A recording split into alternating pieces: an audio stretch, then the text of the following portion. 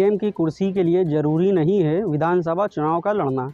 ऐसे कई उदाहरण जाने कौन कौन से हैं ये दिग्गज नेता। यूपी विधानसभा चुनाव 2022। उत्तर प्रदेश में मुख्यमंत्री का पद बिना चुनाव लड़े भी पाया जा सकता है। पिछले एक दशक से ज़्यादा समय से यूपी का कोई भी सीएम जनता द्वारा नहीं चुना गया है। देश के सबसे बड़े राज्य उत्तर प्रदेश में इन दिनों लोकतंत्र का महापर्व मनाया जा रहा है। मुख्यमंत्री की कुर्सी के लिए हो रही इस रेस में कई दिग्गज अपने को उत्तर प्रदेश का भावी सीएम होने का दावा कर रहे हैं और चुनाव मैदान में डटे हैं। हालांकि ऐसे कई उदाहरण भी हैं कि बिना विधानसभा चुनाव लड़े भी मुख्यमंत्री की कुर्सी तक पहुंचा जा सकता है। उत्तर प्रदेश में पिछले 15 वर्षों की बात करें तो मुख्यमंत्री विधानसभा की जगह विधान परिषद के सदस्य रहे हैं।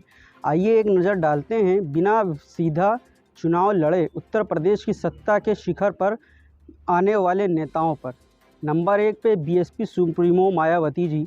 उत्तर प्रदेश में मुख्यमंत्री का पद बिना चुनाव लड़े भी पाया जा सकता है। पिछले एक दशक से ज़्यादा समय से यूपी का कोई भी सीएम जनता द्वारा नहीं चुना गया है। इसकी शुरुआत साल 2007 में मायावती जी ने की थी। तब से लेकर वर्तमान सरकारों के मुखिया विधायक नहीं बल्कि एमएलसी बनकर ही मुख्यमंत्री की कुर्सी पर आसीन हुई थी। वर्ष 2007 में बहुजन समाज पार्टी को विधानसभा चुनाव में सबसे ज़्यादा सीटें मिली थीं। ऐसे में बसपा सुप्रीमो मायावती का मुख्यमंत्री बनना तय था। मायावती ने भी उस वक्त चुनाव नहीं लड़ा था। तब उन्होंने विधान परिषद के जरिए एमएलसी बनकर सदन का रास्ता तय किया, जिसके बाद से ही यह रीति बन गई। बतौर मुख्यमंत्री मायावती का चौथा कार्यकाल था। इससे पहले वो वर्ष 2002 और वर्ष 1997 में विधानसभा की सदस्य रहीं। वर्ष 2022 में चुनाव में भी वह मुख्यमंत्री पद की दावेदार हैं, लेकिन अभी तक उन्होंने चुनाव लड़ने की घोषणा नहीं की है। अगला नंबर है सपा अध्यक्ष अखिलेश यादव। समाजवादी पार्टी के संरक्षक मुलायम सिंह यादव ने वर्ष 2012 में समाजवादी पार्टी की ओर चुनाव प्रचार की कमान अखिलेश यादव को सौंप दी थी।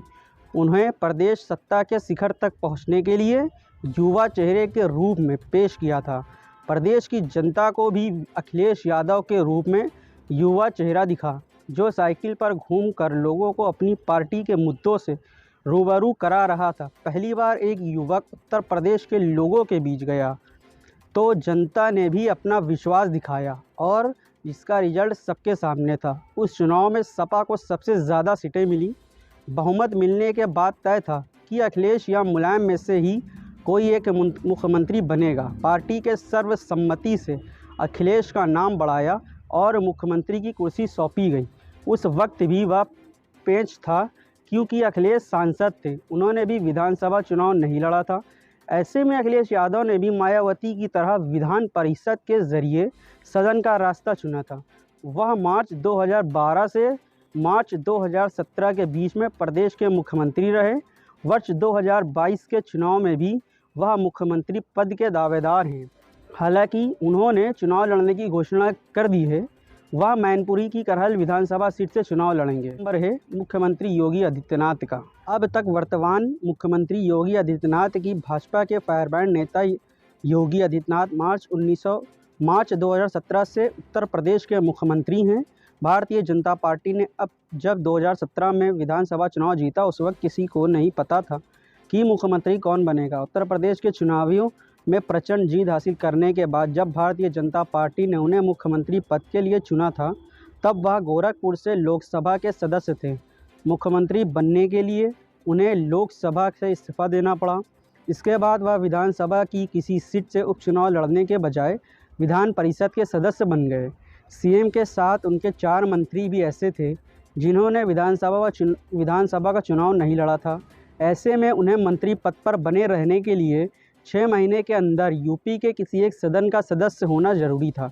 इसके बाद CM Yogi Adityanath, deputy CM Keshav Prasad Maurya व डॉक्टर दिनेश शर्मा और परिवहन मंत्री स्वतंत्र देव सिंह व राज्य मंत्री मोहसिन रजा को विधान परिषद का सदस्य निर्वाचित किया गया था। वर्ष 2022 के चुनाव में योगी आदित्यनाथ मुख्यमंत्री पद के दावेदार हैं। उन्होंने भी इस बार चुनाव लड़ने की घोषणा की है। वह गोरखपुर शहर विधानसभा की सीट से चुनाव के मैदान में है। हमारे चैनल को लाइक, शेयर एंड सब्सक्राइब ज़रूर करें।